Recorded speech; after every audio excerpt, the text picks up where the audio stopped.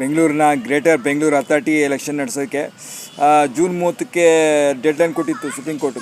ಈ ಆದೇಶಕ್ಕೆ ತಡೆಯಾಜ್ಞೆ ನೀಡಿ ಮತ್ತೆ 2-3 ತಿಂಗಳು ಗಡುವನ್ನು ವಿಸ್ತರಣೆ ಮಾಡಬೇಕು. ಯಾಕೆಂದರೆ ಈಗ ವಿಶೇಷ ಮತದಾರರ ಪರಿಷ್ಕರಣೆ ನಡೀತಿದೆ SIR ಅಂಥೇಳಿ ಕರ್ನಾಟಕ ಸರ್ಕಾರ ಪರವಾಗಿ ಅಭಿಷೇಕ್ ಸಿಂಘ್ವಿ ಮೇಲ್ಮನವಿ ಸಲ್ಲಿಸಿದರು ಸುಪ್ರೀಂ ಕೋರ್ಟ್ ಮುಂದೆ.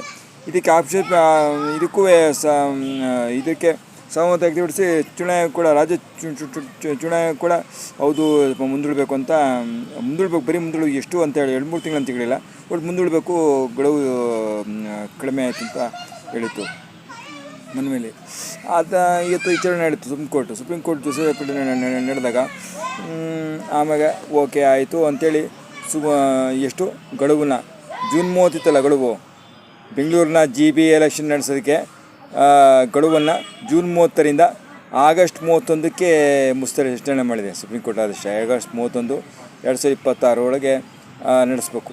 ಆಗಸ್ಟ್ 31, 2020 GB ಚುನಾವಣೆ ನಡೆಸಬೇಕು ಅಂತ ಸುಪ್ರೀಂ ಕೋರ್ಟು ತನ್ನ ಆದೇಶವನ್ನು ವಿಸ್ತರಣೆ ಮಾಡಿದೆ, ಗಡುವನ್ನು ವಿಸ್ತರಣೆ ಮಾಡಿದೆ ಅಷ್ಟೇ. ಆಮೇಲೆ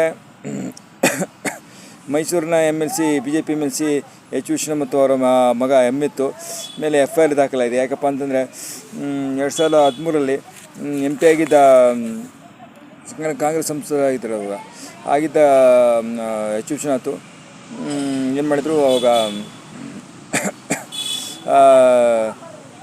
ಕಾಂಗ್ರೆಸ್ ಮುಖಂಡ ಇದ್ದ ಕೋಟೆಹುಂಡಿ ಮಾದೇವಪ್ಪನ ಅವರಿಂದ 50 ಲಕ್ಷ ರೂಪಾಯಿ ಸಾಲ ಇಸ್ಕೊಂಡಿದ್ರು ಚುನಾವಣೆ ಖರ್ಚಿಗಂತ. ಅದನ್ನ ವಾಪಸ್ ಕೊಟ್ಟಿಲ್ಲ. ವಾಪಸ್ ಕೇಳಕ್ಕೆ ಹೋದಾಗ ಮೈಸೂರಿನ ಜಲದರ್ಶಿನಿ ಅತಿಥಿ ಗೃಹದಲ್ಲಿ ಅವ್ರ ಮೇಲೆ ತಲೆಗೆ ಹೊಡೆದ್ಬಿಟ್ಟು ರಾಳಿಂದ ಹೊಡೆದ್ಬಿಟ್ಟು ಹಲ್ಲೆ ಮಾಡಿದ್ದಾರೆ ಅಂತೇಳಿ ಆರೋಪಿಸಿದ್ದಾರೆ ಇವರು ಕೋಟೆಹುಂಡಿ ಮಾದೇವಪ್ಪ. ದೂರು ನೀಡಿದ ಕೋಟೆಹುಂಡಿ ಮಾದೇವರು ಕಾಂಗ್ರೆಸ್ ಮುಖಂಡ. ಈ ದೂರಿನ ಮೇಲೆಗೆ ಈಗ ಅವರು H. ವಿಶ್ವನಾಥ್ ಮತ್ತು ಅವ್ರ ಮಗ ಅಮಿತ್ ವಿರುದ್ಧ FIR ದಾಖಲಾಗಿದೆ.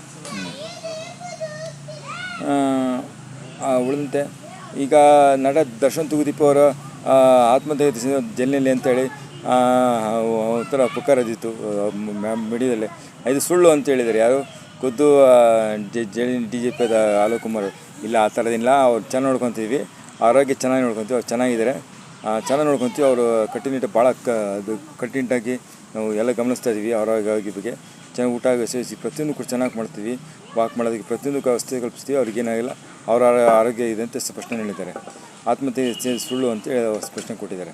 ಆತ್ಮಹತ್ಯೆಗೆ ಖುಷಿ ಈಗ ನಿರಳ. ಆಮೇಲೆ ಮುಖ್ಯಮಂತ್ರಿ ವಾದ ಇನ್ನೂ ಹೈಕಮಾಂಡ್ ಹೇಳಿದೆ, ಏನಾಗುತ್ತೋ ಗೊತ್ತಿಲ್ಲ, ಯಾರು ಮುಖ್ಯಮಂತ್ರಿ ಆಗ್ತಾನೆ ಇನ್ನೂ ಗೋಪ್ಯಾಗಿದೆ.